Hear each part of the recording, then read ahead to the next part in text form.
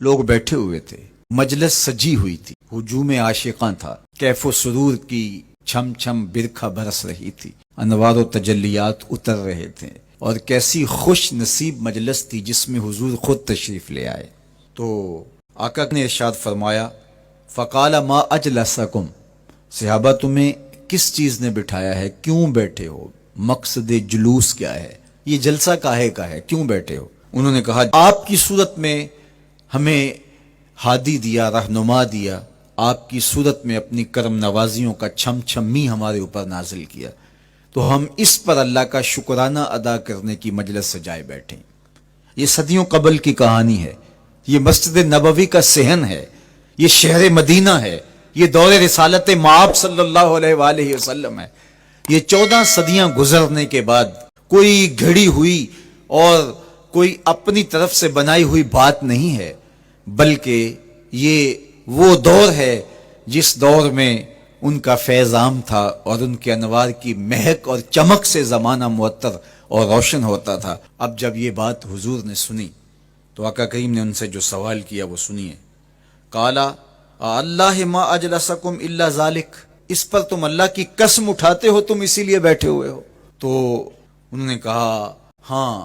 ہم اسی لیے بیٹھے ہوئے، ہمارے بیٹھنے کا کوئی اور مقصود نہیں۔ فرمایا میں نے تم سے جو حلف لیا ہے، قسم تم سے اٹھوائی ہے،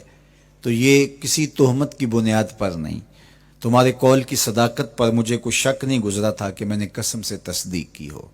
بلکہ ماجرا کچھ یہ تھا، تم یہاں بیٹھے تھے، میں حجرے میں تھا، جبریل امین حاضر خدمت ہوئے، فاخبرنی ان اللہ عز وجل یباہی بکم الملائکہ، انہوں نے مجھے کہا محبوب ذرا باہر تو نکل کے دیکھو، آپ کے غلاموں کے اس عمل پر اللہ فرشتوں میں ناز کر رہا ہے۔ وہ عمل کون سا تھا جس پہ رب ہو کے فرشتوں میں فخر کر رہا ہے، رب ہو کے فرشتوں میں ناز کر رہا ہے؟ وہ عمل یہ تھا کہ صحابہ مل بیٹھ کر کے اللہ کی حمد بول رہے تھے، اللہ سے دعائیں مانگ رہے تھے، اللہ کا شکر بجا لا رہے تھے۔ کس بات پر؟ کہ اس نے ہدایت اسلام عطا کی اور محمد عربی کی شکل میں ہادی اور رہنما عطا کیا، اس پر وہ اللہ کا شکرانہ ادا کر رہے تھے۔ تو اس پر جبریل امین نے آ کر کے حضور علیہ السلام کو بشارت دی اور اللہ کا پیغام سنایا کہ محبوب ذرا باہر تو نکل کے دیکھو، حجرہ انور سے باہر تو قدم رکھو، آپ کے صحابہ مسجد کے صحن میں بیٹھ کر کے اللہ کی اس نعمت کا جو آپ کی شکل میں انہیں عطا کی گئی شکرانہ ادا کر رہے ہیں۔ اللہ اکبر، اللہ کی رحمتوں سے کوئی بعید نہیں کہ آج کی مجلس قبول کر لی جائے اور اللہ فرشتوں سے کہے دیکھو صدیاں بیت گئیں، یہ آج بھی بیٹھ کے اس نعمت کا شکرانہ ادا کر رہے ہیں، تم گواہ ہو جاؤ میں نے اپنے بندوں کی مغفرت فرما دی، اور میرا اور آپ کا کام بن جائے، میری اور آپ کی جستجو کامیاب ہو جائے، میرا اور آپ کا بیٹھنا بامقصد ہو جائے، ہمارے آنے کا مدعا پورا ہو جائے، ہم جو چراغاں کر کے ماحول میں ایک خوبصورتی پیدا کر کے، ایک ظاہری جمال پیدا کر کے ہم حقیقی جمال کی تلاش میں نکلے ہیں، اس ظاہری روشنی کے اندر ہم باطن کی روشنی کو تلاش کرنے نکلے ہیں، ہو سکتا ہے کہ ہمارے دل اس نور سے مالا مال ہو جائیں۔ باقی جہاں تک حضور کی مدح و ستائش کی کہانی ہے، حضور علیہ الصلوۃ والسلام کی تعریف و توصیف کی بات ہے، تو یہ ایک رات کیا 12 حلقات نور کیا ساری زندگی بھی گزار دیں حق کے شکر پھر بھی ادا نہ ہو، اس لیے کہ ہمیں زندگی کا سارا شعور اور باطن کے سارے اجالے حضور کی دہلیز سے نصیب ہوئے، تو یہ تو ساری زندگی بھی ہم تشکر میں بسر کر دیں تو حق ادا نہیں ہو پاتا، اور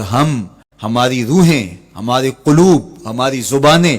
ہمارا طرز زندگی، ہمارا انداز معاشرت، ہمارے رویے اس نعمت کا شکرانہ ادا کر رہے ہیں جو حضور کی شکل میں اللہ نے ہمیں عطا کیا۔ دیکھو یار، کوئی معمولی سی نعمت میسر آ جائے تو بندہ اس پر شکرانہ ادا کرتے نہیں تھکتا۔ اللہ تعالیٰ نے قرآن مجید میں